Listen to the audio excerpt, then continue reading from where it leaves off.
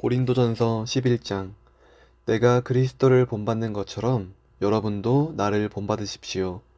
여러분이 모든 일에 나를 기억하고 내가 전해준 교훈을 그대로 잘 지키고 있으니 내가 여러분을 칭찬하지 않을 수 없습니다. 그러나 나는 여러분이 이것을 알기 바랍니다. 모든 남자의 머리는 그리스도이고 여자의 머리는 남자이며 그리스도의 머리는 하나님이십니다. 남자가 머리에 무엇을 쓰고 기도하거나 말씀을 전하면 그의 머리이신 그리스도를 욕되게 하는 것입니다. 또 여자가 머리에 아무것도 쓰지 않고 기도하거나 말씀을 전하면 그녀의 머리인 제 남편을 욕되게 하는 것입니다. 아무것도 쓰지 않은 여자의 머리는 민 것이나 다름이 없기 때문입니다. 여자가 머리에 아무것도 쓰지 않으려거든 머리를 깎아버리십시오. 만일 깎거나 미는 것이 여자에게 부끄러움이 된다면 머리에 무엇을 쓰십시오. 남자는 하나님의 모습과 영광을 지녔기 때문에 머리에 아무것도 쓸 필요가 없습니다. 그러나 여자는 남자의 영광입니다. 남자가 여자에게서 난 것이 아니라 여자가 남자에게서 났으며 남자가 여자를 위해 창조된 것이 아니라 여자가 남자를 위해 창조되었습니다. 그러므로 여자는 천사들 때문에 남자의 권세 아래 있다는 표로 머리에 수건을 써야 합니다. 그러나 주님 안에서는 남자 없이 여자가 있을 수 없고 여자 없이 남자도 있을 수 없습니다. 그것은 여자가 남자에게서 창조된 것과 같이 남자도 여자를 통하여 태어났기 때문입니다. 그리고 모든 것은 하나님에게서 왔습니다. 여자가 머리에 아무것도 쓰지 않고 하나님께 기도하는 것이 옳은 일인지 여러분은 스스로 판단해 보십시오. 만일 남자가 긴 머리를 하고 다니면 그것이 자기에게 수치가 된다는 것을 본성이 가르치지 않습니까? 그러나 여자의 긴 머리는 자기에게 자랑이 됩니다. 그것은 여자의 긴 머리가 쓰는 것을 대신하기 때문입니다. 비록 어떤 사람이 이 일에 대하여 문제를 삼는다 하여도 우리에게와 하나님의 교회에는 여자가 머리에 아무것도 쓰지 않고 기도하거나 말씀을 전하는 그런 관습이 없습니다. 다음의 지시사항에 대해서는 내가 여러분에게 칭찬할 것이 없습니다. 여러분의 모임이 유익이 되지 못하고 오히려 해가 되기 때문입니다. 우선 나는 여러분이 모이는 교회 안에 분열이 있다는 말을 듣고 있는데 어느 정도 그것이 사실임을 나는 믿습니다. 여러분 가운데 그런 당파가 있게 될 때는 하나님의 인정을 받는 사람이 반드시 드러나기 마련입니다. 그러므로 여러분이 함께 모여서 먹는 그것은 진정한 성찬이라고 할 수 없습니다. 여러분이 가져온 음식을 나눠 먹지 않고 각자 자기 것을 먼저 먹어버리므로 어떤 사람은 배가 고프고 어떤 사람은 취하기 때문입니다. 여러분에게 먹고 마실 집이 없습니까? 어째서 여러분은 하나님의 교회를 업신여기고 가난한 사람들을 부끄럽게 합니까? 내가 여러분에게 무슨 말을 하겠습니까? 여러분을 칭찬하리라고 생각하십니까? 아닙니다. 나로서는 여러분을 칭찬할 수가 없습니다. 내가 여러분에게 전한 것은 주님에게 받은 것입니다. 주 예수님은 팔리시던 날 밤에 빵을 들어 감사 기도를 드리고 떼어서 제자들에게 주시며 이것은 너희를 위한 내 몸이다. 너희는 이것을 행하여 나를 기념하라 하시고 또 저녁을 잡수신 후에 마찬가지로 잔을 들고 이 잔은 내 피로 세우는 새 계약이다. 이것을 행하여 마실 때마다 나를 기념하라 하셨습니다. 여러분은 이 빵을 먹고 이 잔을 마실 때마다 주님의 죽으심을 그분이 오실 때까지 전하십시오. 그러므로 누구든지 함부로 주님의 빵을 먹고 잔을 마시면 그분의 몸과 피에 대하여 죄를 짓게 되는 것입니다. 따라서 여러분은 자신을 살핀 후에 그 빵을 먹고 그 잔을 마셔야 합니다. 주님의 몸을 분별하지 못하고 먹고 마시는 사람은 자기가 받을 심판을 스스로 불러들이는 것입니다. 그래서 여러분 가운데는 약한 사람과 병든 사람이 많고 이미 죽은 사람도 많이 있습니다. 우리가 성찬에 참여하기 전에 먼저 자신을 살피면 심판을 받지 않을 것입니다. 그러나 우리가 주님께 심판을 받는 것은 세상과 함께 유죄 판결을 받지 않기 위해 징계를 받는 것입니다. 형제 여러분, 그러므로 여러분은 성찬을 위해 모일 때 서로 기다리십시오. 누구든지 배가 고픈 사람은 집에서 먹도록 하십시오. 이것은 여러분의 모임이 하나님의 심판을 받지 않기 위해서입니다. 그 밖의 문제에 대해서는 내가 그곳에 가서 말하겠습니다. 12장. 형제 여러분, 나는 여러분이 영적인 선물에 대하여 모르는 것을 원치 않습니다. 여러분이 더 잘 알겠지만 여러분이 이방인이었을 때는 말 못하는 우상에게 이리저리 끌려다녔습니다. 그러므로 내가 여러분에게 말합니다. 하나님의 영으로 말하는 사람은 예수님을 저주하지 않습니다. 그리고 성령님의 도움 없이는 아무도 예수님을 주님이라고 말할 수 없습니다. 은혜의 선물은 여러 가지가 있지만 성령님은 한 분이시며 섬기는 일은 여러 가지가 있지만 주님도 한 분이십니다. 그리고 해야 할 일은 여러 가지가 있지만 모든 사람 안에서 일하시는 하나님은 한 분이십니다. 각 사람에게 성령님이 계시는 증거를 주신 것은 모든 사람의 유익을 위해서입니다. 어떤 사람에게는 성령님이 지혜의 말씀을 주시고 어떤 사람에게는 같은 성령님이 지식의 말씀을, 어떤 사람에게는 믿음을, 어떤 사람에게는 병 고치는 능력을, 어떤 사람에게는 기적 행하는 능력을, 어떤 사람에게는 예언하는 능력을, 어떤 사람에게는 영들을 분별하는 능력을, 어떤 사람에게는 여러 가지 방언하는 능력을, 어떤 사람에게는 방언을 통역하는 능력을 주십니다. 이 모든 것은 같은 한 성령님이 하시는 일입니다. 성령님은 자기가 원하시는 대로 각 사람에게 이런 은혜의 선물을 나누어 주십니다. 몸은 하나이지만 많은 지체가 있고 몸에 지체가 많아도 그것이 다 한 몸인 것과 같이 그리스도도 그와 같습니다.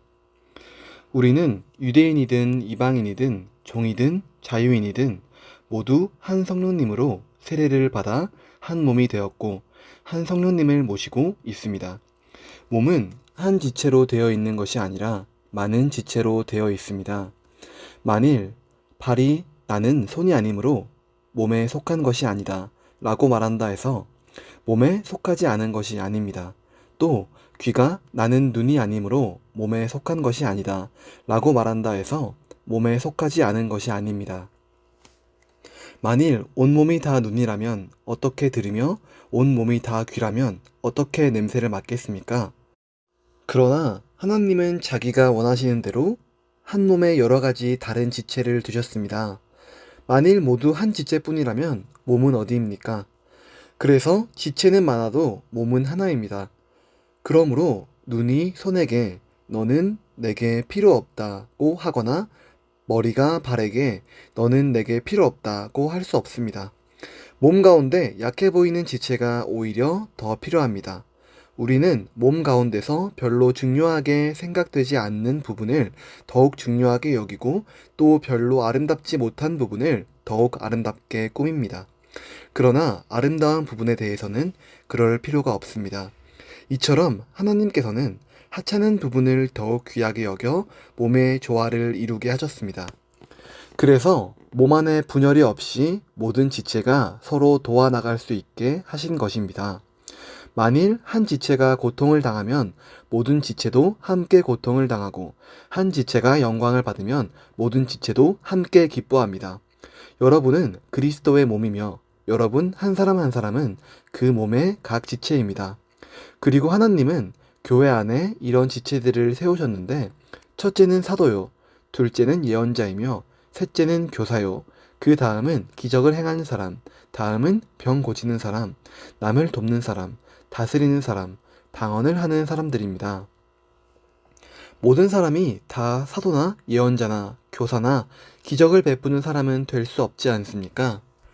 또 모든 사람이 다 병을 고치거나 방언을 하거나 통역할 수도 없지 않습니까? 여러분은 더욱 큰 은혜의 선물을 사모하십시오. 나는 여러분에게 더 좋은 길을 보여드리겠습니다. 13장. 내가 사람의 방언과 천사의 말을 하더라도 사랑이 없으면 소리나는 노새와 울리는 꽹과리에 지나지 않습니다.